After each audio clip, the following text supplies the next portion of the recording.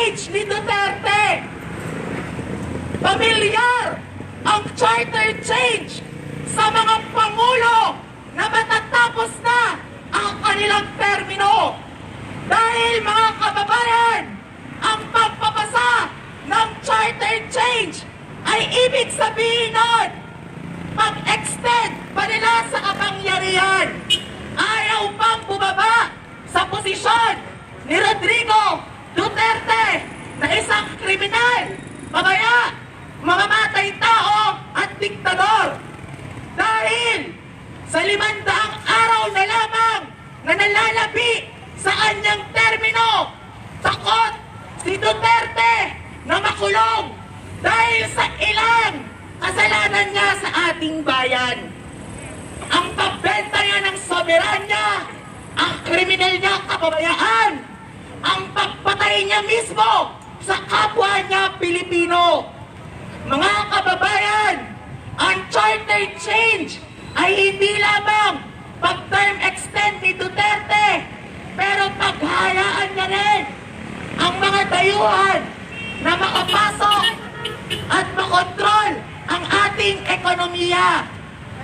Dahil dito, ang local economy natin, ang mga lokal na businessman at mga negosyo ay mas hihina. Hindi na natuto si Duterte sa kaaralan sa pandemya. Ang pinagtataka natin, mga kababayan, nasa gitna na tayo ng pandemya, kakatapos lamang ng kalamidad at masauna. Ngunit, ibis unahin ang ayuda, ibis unahin ang pagtulong sa mga kapwa Pilipino, ang inuuna ni Duterte ay ang kanyang pag-extend sa termino at ang kanyang kagahamag sa kapangyarihan. Kaya naman, upang simulan ang programa ngayong araw para sa pagkilos kontra charter change ni Duterte, tinatawagan natin si Teddy Casino mula sa Bayan Muna.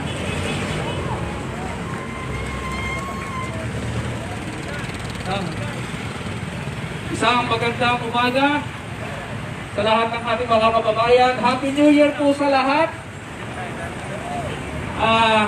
Alam nyo ho, bagong taon, binubuisit tayo nitong mga congressman na ito eh. Nakakasira ng New Year tong mga to. Alam nyo na ba ho, ang Chacha, ibinauna natin ito eh. Patay na yung Chacha. Noong unang tinulak yan, as early as 2017, nilabanan na natin, pagdating ng 2019, tapos na yung laban dyan. Umatras na sila. Pero ngayong bagong taon, nagulat tayo dahil ang patay ay binuhay. Mabuti sana kung biktima ng COVID-19. Pero ang patay ng Chacha ay binuhay ng Administrasyong Duterte kasabwat itong mga congressmen at ilang mga senador. Ang unang tanong, bakit binuhay uli itong Chacha? Tanong ho natin, ang Chacha ba ay magiging lunas sa COVID-19? Ang Chacha ba ay magiging lunas sa matinding kahirapan na dinadanas ng bayan ngayon dahil sa COVID-19? Ang Chacha ba ay magiging solusyon sa mga pagpaslang ng mga sinususpetsahang drug addict, pati na mga rebelde? Ang Chacha ba solusyon sa red tagging? Ang Chacha ba solusyon sa mga problema ng mga estudyante at mga guro dulot ng COVID-19? Wala namang saysay itong Chacha. Noong huling beses na tayo ay nagrally dito sa Kongreso, kaugnay ng 2021 budget, ang ating panawagan, kalusugan, ayuda, edukasyon. Ang Chacha ba ay magbibigay ng mas mahusay na kalusugan, ayuda at edukasyon? Hindi naman ho yan ang hinihiling ng taong bayan sa mga kinatawan niya sa Kongreso. Pero bakit yan? ang ibinibigay sa atin. Alam nyo ho kasi dito sa Chacha, may makikinabang dito. Unang-una nang makikinabang dito ay ang mga politiko, katulad ng mga congressman, mga senador, hanggang sa Pangulo ng Pilipinas. Ang sabi ng mga congressman, hindi sila makikinabang dahil economic provisions lang daw ang gagalawin. Hindi daw nila pakikialam yung usapin ng politika.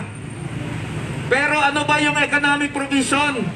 Isang salita lang, isang phrase lang ang nais nilang idagdag sa iba't ibang mga provision ng economic provisions ng konstitusyon. Ito ay as otherwise provided by law. Anong ibig sabihin? Ang pagbabawal sa dayuhang pagmamayari ng lupa, ang pagbabawal sa dayuhang pagmamayari ng ating mga utilities, ng mass media, ng education, advertising at iba pang mahalagang sektor na ipinagbabawal ng konstitusyon, ngayon dadagdagan as may be provided by law. So, ibig sabihin, mula sa konstitusyon, ililipat na sa mga congressman ang kapangyarihan kung papayagan ba nilang magmay-ari ng lupa, ng mga industriya, ng iba't ibang sektor, ang mga dayuhang kapitalista. Hindi ba't politika yan? Pagbibigayan ng mas malaki pang kapangyarihan sa mga congressman at senador. Alam nyo ang mangyayari dyan? Hulaan nyo po. Dadating ang foreign investor. Gustong bilhin ang mga bundok natin para minahin. Kanino sila tatakbo? Kanino sila lalapit? Sa mga kongresista. Congressman, payagan mo naman ako. Gusto kong bilhin yung bundok na ito, miminahin ko. Pwede ba as may be provided by law? Kapag ganyan na ho ang usapin, matinding lobbying sa Kongreso ang magaganap. Lahat ng mga mining companies, lahat ng mga foreign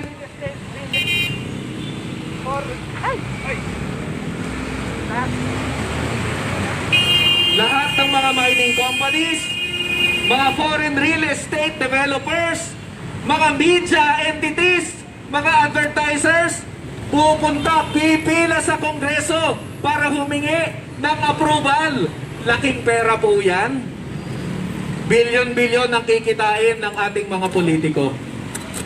Sa mga tweet, sabihin man nilang economic provision lang, ang ibig sabihin niyan, sa totoo lang, dagdag na kapangyarihan sa Kongreso at Senado.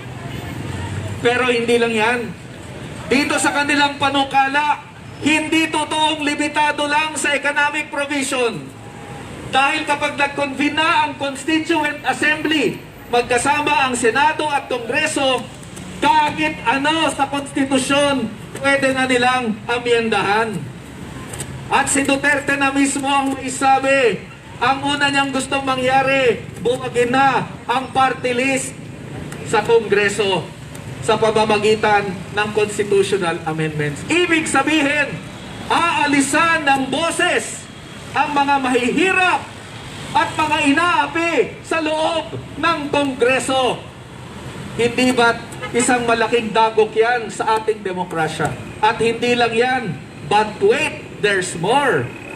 Alam naman natin ang agenda ng mga politiko. Term extension, lifting of term limits. Matagal ng agenda yan. Malamang hindi ituloy ang 2022 eleksyon. Kung matutuloy man, mas mahaba na ang termino ng ating mga congressman, senador, governor, mayor, at lahat ng mga politiko. Yan pong mga self-serving provisions ay dagok sa ating demokrasya. Dagok sa karapatan ng mamamayan na magkaroon ng mas matinong pamamahala sa ating bansa. Kaya dahil dyan, tayo ay nababahala at tayo ay nananawagan sa mamamayan na tutulan at labanan itong bagong pakanang Chacha ni Duterte, ni Velasco at ni Soto. Wala hong idudulot na kabutihan ito sa ating mamamayan. Hindi po ito ang hinihinging mga solusyon ng ating bayan sa harap ng krisis ng COVID-19, sa harap ng matinding paglabag sa mga karapatang pantao, sa harap ng napakaraming hamon sa ating bayan. Unahin po ng Kongreso, unahin ninyo ang paglutas sa problema ng COVID-19. Unahin nyo ang pag-angat ng ating ekonomiya na matindi ang tama dahil sa COVID-19 at mga maling patakaran ng gobyerno. Unahin nyo ang paglutas sa mga human rights violations, lalo ng mga kaso ng pagpaslang, mga kaso ng red tagging, at mga gawa-gawang kaso laban sa mga aktivista, kritiko, miyembro ng media, at iba pang bumabatikos sa gobyerno. Yan po ang kailangan ng ating bayan. Hindi ang isang self-serving tsa-tsa. Hindi ang isang tsatsang magsisilbi sa pagtataguyod ng isang diktadura ni Duterte. Kaya po nandito tayo ngayong umaga upang ipahatid ang mensaheng yan sa Kongreso at sa sambayanang Pilipino. Maraming salamat. Magandang umaga po sa lahat. Tsa-tsa ni Duterte! Ibasura! Tsa-tsa ni Duterte! Ibasura! Nang pumasok ang pandemya, tayo po ay nangalampat para unahin ang kalusugan, kabuhayan, edukasyon at karapatan. Ngunit asan itong mga kongresista at senador? Kasama nila si Duterte na natutulog at nagpapasarap sa pwesto nung nanganib ang trabaho ng 11,000 workers nung pinasari nila ang ABS-CBN. Asan itong mga kongresistang ito? Ngunit ngayong pag-uusapan ang term extension, aba, ang bibilis at ang sisigasig kumilos para sa kanila daw mga trabaho. Kung tatanungin natin ang mga asa komunidad, ang mga simpleng mamamayang Pilipino, ano ba ang kanilang ganansya sa tsa-tsa tungkol sa edukasyon, sa kabuhayan at sa mga karapatan? Ang susunod na tigapagsalita ay mula sa NCR Union, ang president nito na sa Vlad Quintana. Maraming salamat. Mga kababayan, mga kasama, isang ligtas na umaga sa lahat. Hindi ko kayo babatiin ng isang masaganang bagong taon. Mga kasama, sino sa inyo rito ang nanay, ang mga mag-aaral? Sino sa inyo rito ang kapatid ng isang mag-aaral? Sino sa inyo rito may kamag-anak na nag-aaral? Taas po natin ang ating mga kamay. Alam ko mga kasama, lahat tayo rito halos ay mayroong mga kamag-anak na may mga anak, mga nag-aaral. Humigit kumulang 6 na pong araw buhat nung nagkaroon ng pasukan noong October 5. Ang Kongreso, ang Duterte administrasyon ay walang inatupag kundi ang pagpatay, walang inatupag kundi ang pag-abandona sa edukasyon, walang inatupag kung paano panatiliin ang pwesto. Sa ngayong oras na ito, libo-libong mga guro ang umiiyak, dumaranas ng mga kakulangan sa module, ng mga gastusin at higit na gastusin sa distance learning.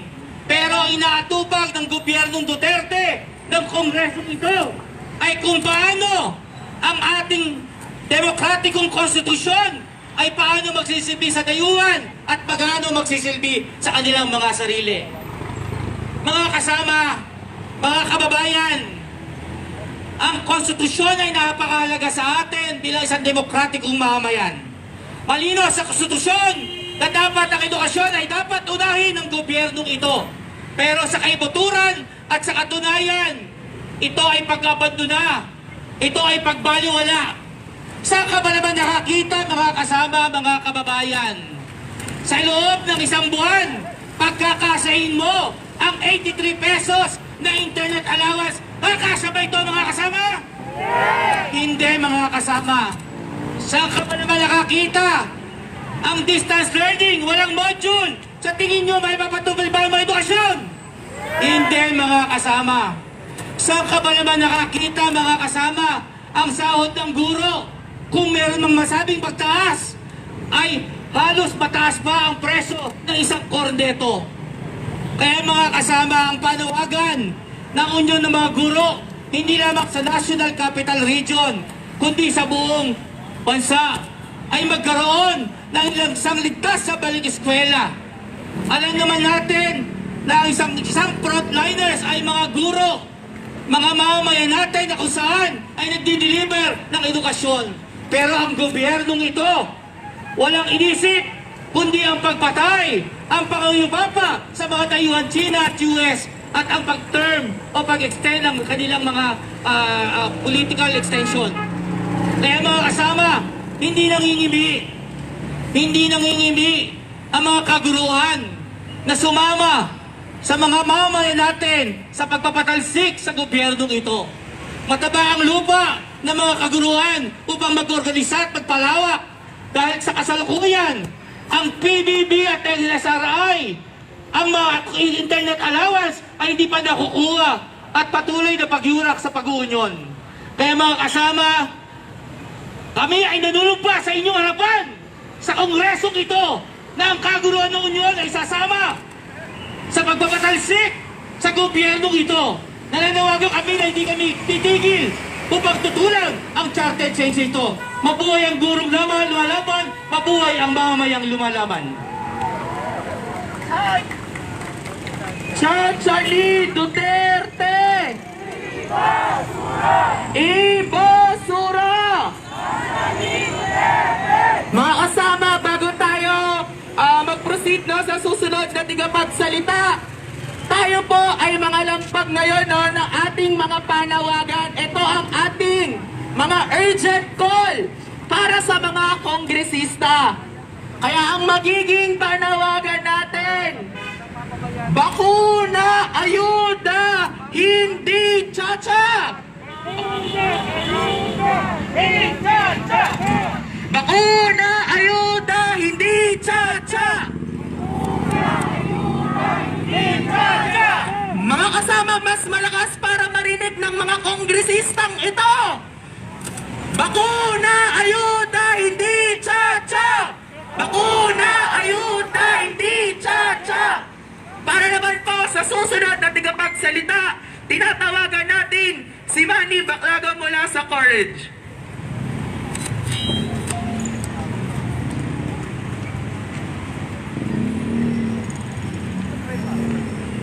Magandang umaga po sa lahat. At mula sa mga kawani ng pamahalaan sa ilalim ng Confederation for Unity, Recognition and Advancement of Government Employees of Courage, isang militante at makabayang pagbati sa lahat. Kami po ngayon ay narito upang ipahayag din ang aming pakikiisa sa pagtutol sa binabalak na tsa-tsa ng Kongreso. Mga kasama, kung hindi nyo pa rin po nakakalimutan nyo, hanggang ngayon meron pa rin pong COVID, may pandemya pa rin. 2021 na ang Pilipinas ang pinaka maraming mortality rate at pinakamaraming na-effect ng COVID dito sa ating rehiyon. Hanggang sa ngayon, walang malinaw at malabo pa rin ang mga sinasabi nilang programa na kakailanganin ng ating mamamayan upang labanan ang COVID. Hanggang ngayon, mga kasama, bagamat inamin na mismo ni Duterte na dapat mag-mass testing, wala pa rin pre-mass testing at treatment. Hanggang ngayon, bagamat talagang sagsag na ang mga mamamayan natin sa kahirapan, wala pa rin dagdag sahod at ang ayuda para sa mga walang trabaho at naghihirap, pinatigil pa sa SAP sa DSWD kung saan naroon din ako. Mga kasama, hanggang sa ngayon, ang pinangako na napako, nawawakasan daw ang kontraktualisasyon. Hanggang sa ngayon, ay lagana pa rin sa ating bansa at nung pagdating ng COVID, mas lalong naramdaman ang paghihirap at yung pagkadelikado ng pagiging kontraktual kung saan sa isang iglap wala ka na rin trabaho. Hanggang sa ngayon, mga kasama, tuloy-tuloy yung mga patakaran, pagpapatupad ng patakaran na nakakapinsala sa ating mamamayan.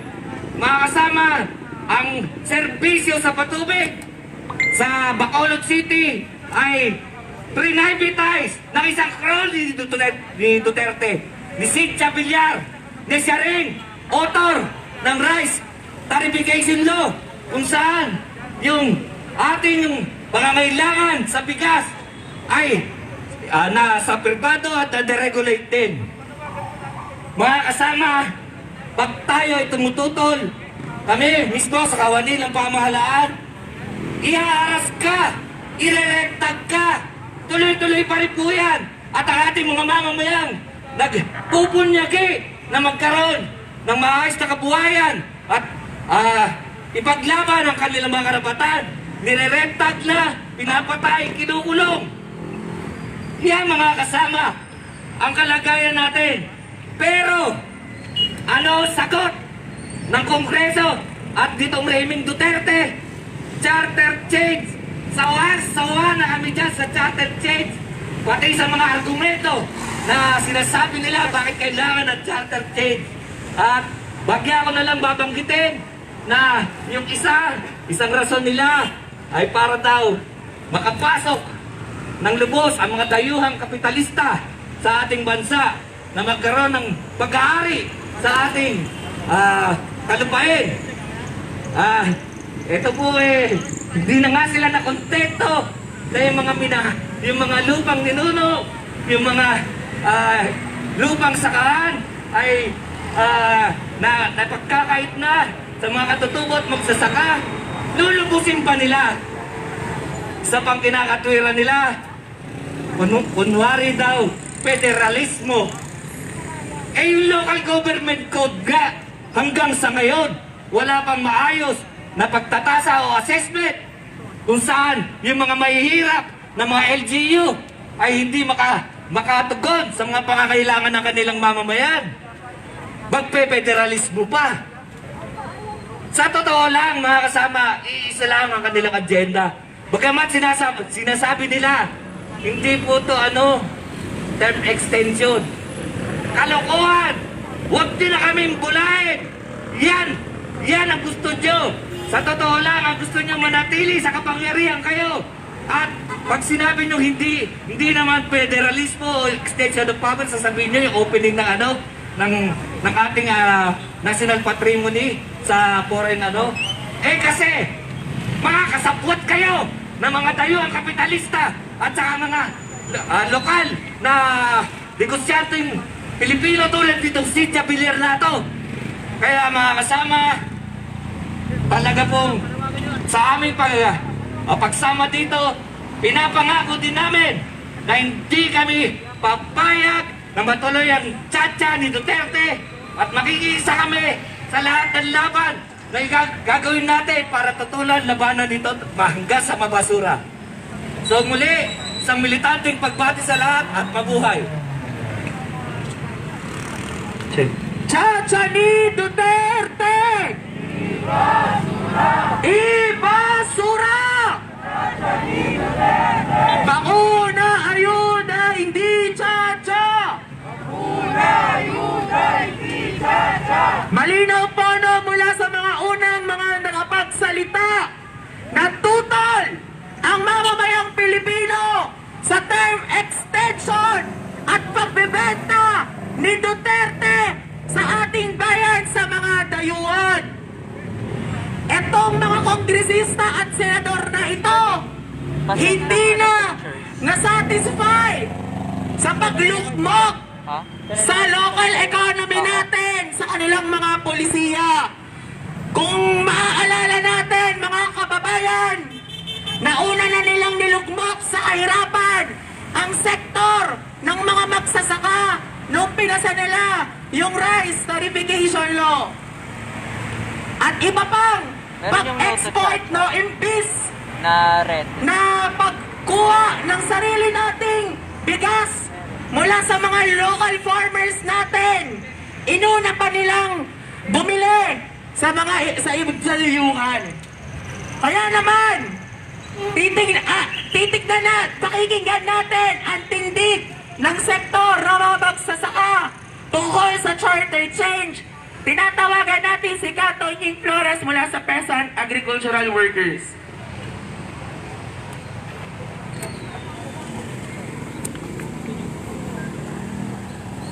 Maraming salamat at magandang umaga sa lahat ng mamamayang Pilipino.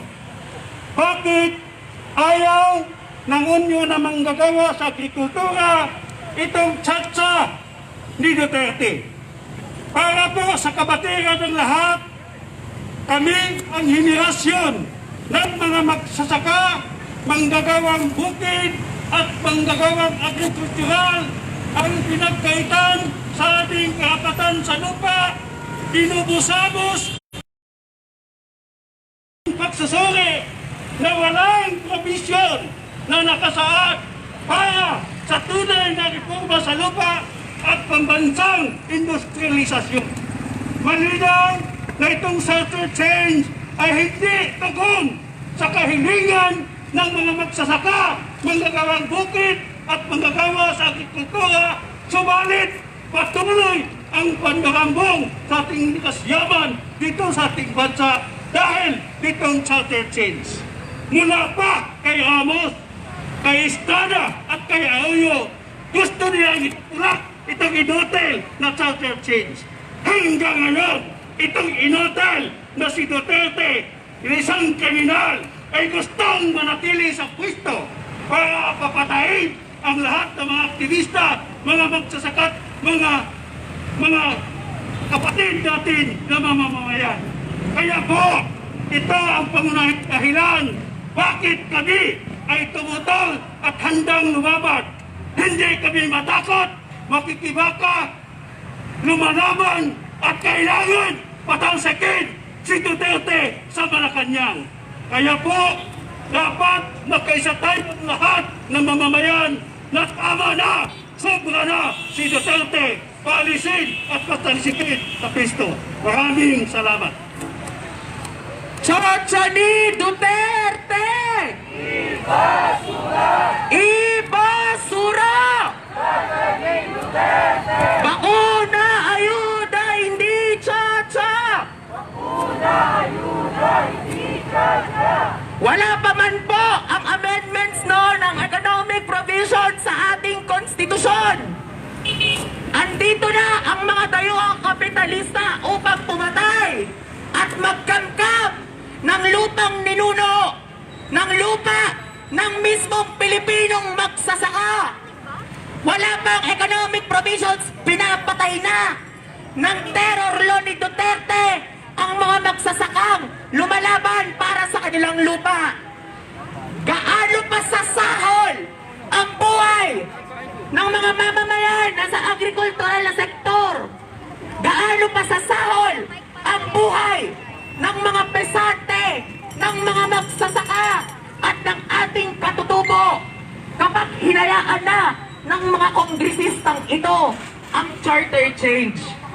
Na syempre, utos ito ng kanilang amo na si Rodrigo Duterte na tuta ng imperialistang US at China. Para naman talakayin pa ang paglaban sa abuso ni Rodrigo Duterte, tinatawagan natin si Nanay Tess mula sa Gabriela. Isang maalam na umaga sa ating lahat, mga kapatid. Kalusugan, karapatan, kabuhayan, ating ipaglaban. Charter change ay hindi natin kailangan. Sa ilang buwan nating nananatiling ganito ang ating kalagayan, ilang buwan tayong nasa ilalim sa pandemyang ito na COVID-19.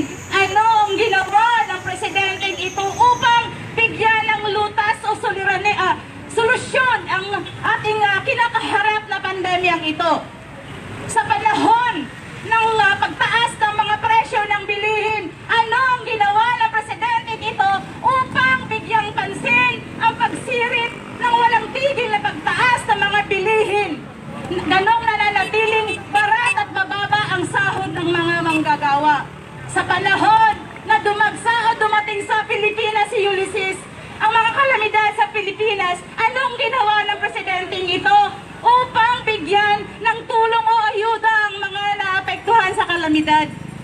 Nung dumating sa atin ang epekto ng COVID-19 na maraming mga manggagawa ang nawalan ng trabaho, mga OFW na napauwi at hanggang ngayon ay hindi pa nakakabalik sa kanilang mga trabaho sa ibang bansa, o ganon man dito sa atin na hindi pa sila nakababalik.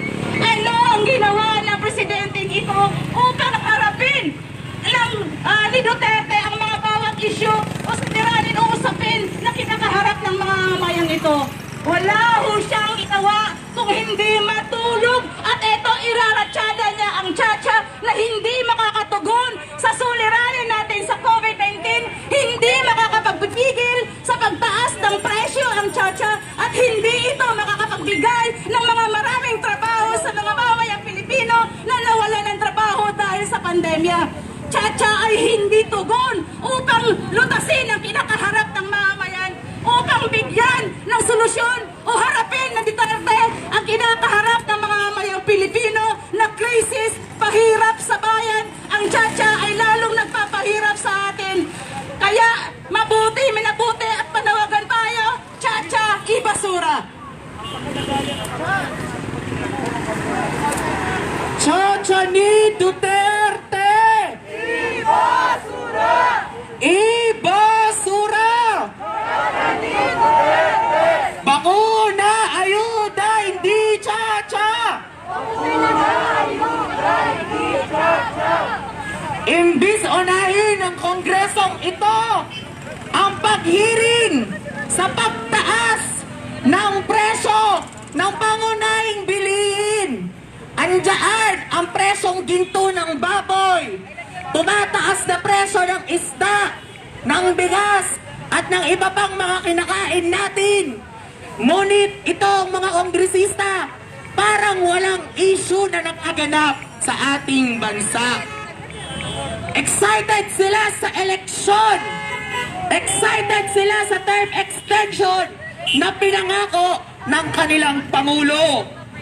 Ngunit nakakalimutan ata ng mga politikong ito na ang naghalal sa kanila ay ang mismong mamamayang Pilipino para talakayin ang partisipasyon ng mga Ngayon ay lumalaban! Isang mahalap na pagbati sa lahat ng nagtitipon ngayong umaga sa tapat ng House of Representatives dito sa lungsod Quezon. Pinagpupugayan natin ang lahat ng mamamayan na nagtitipon ngayon upang ipakita ang kanilang disgusto laban sa pagsasamantala ni Duterte sa umpisa pa lamang ng taon. Mga kasama, mahigit 10 buwan na tayo na sa pandemya. Kitang-kita natin kung ano ang mga dapat tugunan ni Duterte at lalong ramdam ito ng mga mamamayan. Nandyan ang ayuda, nandyan ang bakuna, nandyan ang trabaho, at nandyan ang ligtas na balik eskwela para sa aming kabataan at mga estudyante. Kitang-kita po yan sa mga placard na nakikita natin ngayon sa tapat ng mga tanggapan ng ating mga kongresista. Ngunit malinaw na si Duterte ay parang isang magnanakaw sa gabi na sinasamantala ang ating pagkakulong sa ating mga bahay at ang sitwasyon sa ating lockdown upang iratsyada ang napakarami at napakalubha ng mga polisiya na ang tanging papel ay paigtingin ang kanilang mga posisyon at magpakasasa sa yaman. Nandyan ang pagpapasara ng ABS-CBN na kung saan natigilan o nasupres ang kalayaan sa pamamahayag sa Pilipinas. Nandyan ang napakaras at napakasalimuot na pagpasa sa terror law. Nakita naman natin ngayon ay lumala ang represyon na humantong sa pagpatay at pagpapakulong ng mga aktivista sa bansa. Nandyan ngayon ang charter change na para po sa atin ay nangangahulugan na pagpapahaba ng termino at lalong pangangayupapa ni Duterte. Lalo na't lantad na lantad si Duterte bilang duda ng Estados Unidos at ng China. Mga kasama, bilang mga kabataan, ang issue ng Chacha, ang issue ng pagpapalit ng konstitusyon, sa katunayan ay isang mabigat na issue para din sa aming kabataan. Dahil ito ang magiging kinabukasan ng kabataan. Kung ano man ang magiging kinahinatnan nitong mga pagpupulong sa Kongreso at Senado at pagpapasya ng Malacanang. Ito ang magiging kinabukasan ng napakaraming Pilipino para sa mga susunod na mga taon at sa mga susunod na mga dekada. Hindi gugustuhin ng kabataan na sila ay lumaki, na sila ay magtrabaho, na hindi sila ang nagmamayari ng mga empresa sa Pilipinas at mga ari-arian nito. Itinuturo sa amin ng mga siyentista na yung yamang mineral sa Pilipinas, yung mga yaman sa mga kagubatan, ay may kakayahan at may napakataas na yaman upang isustina ang mga Pilipino kahit magpaulit kanto ng populasyon. Ngunit nakikita natin kahit mismo sa datos ng gobyerno na ang pagtutunak ng foreign direct investments ay walang nagawa para mabawasan ang mga walang trabaho sa Pilipinas. Sa katunayan, tumaas pa nga po ang mga walang trabaho at ang mga walang sapat na trabaho nitong mga nakaraang taon. Malinaw na si Duterte sa paghaba ng panahon at lalo na ngayong pandemya ay sinasamantala ang ating kalagayan hindi para sa pagtatapos ng COVID, hindi para wakasan ang anumang masalimuot na dinaranas sa mga Pilipino ngayon, ngunit para sa pangangayupapa sa mga dayuhan at pagpapakasasa sa kapangyarihan. Kaya po, nananawagan ang mga kabataang Kristiyano sa buong bansa na paitingin ng laban. At kita naman po natin na hindi na nasasapat ang ating pagtingin sa social media para damdamin at para makiisa. Ngayong taon, lalong lulundo ang mga kabataan at iba't iba pang sektor upang maghangad ng isang buhay na isang ganap at kasiyasiya. At malinaw, si Duterte ang pinakamalaking balakid dito sa makatuwid dahil sa mga pagkasamantala ni Duterte, dahil sa kanyang mga karahasan. Si Duterte, ang administrasyon ni Duterte, ang pinakademonyong sindikatong namumuno sa Pilipinas sa kasalukuyan. Kaya mga kasama, ang pagbati sa inyo, ang pagbati sa bawat Pilipino ay isang manigong bagong taon. Kapag sinabing manigo, may inaasinta at walang ibang aasintahin ang sambayan ng Pilipino, kundi ang pagpapalagot at pagpapatasik ni Duterte sa lalong maagang panahon. Ang tao, ang bayan, ngayon ay lumalaban! Ngayon ay lumalaban! Ang tao, ang bayan! Hello. Chacha ni Duterte! Ibasura! Ibasura! Chacha ni Duterte! Mga kababayan, ang kakambal ng demonyong terror law ni Duterte ay pilit isisilang ngayon ng Kongreso at Senado. At ito ay ang charter change rin ni Duterte. Kaya naman, tatapusin muna natin ang ating programa, pero magpapatuloy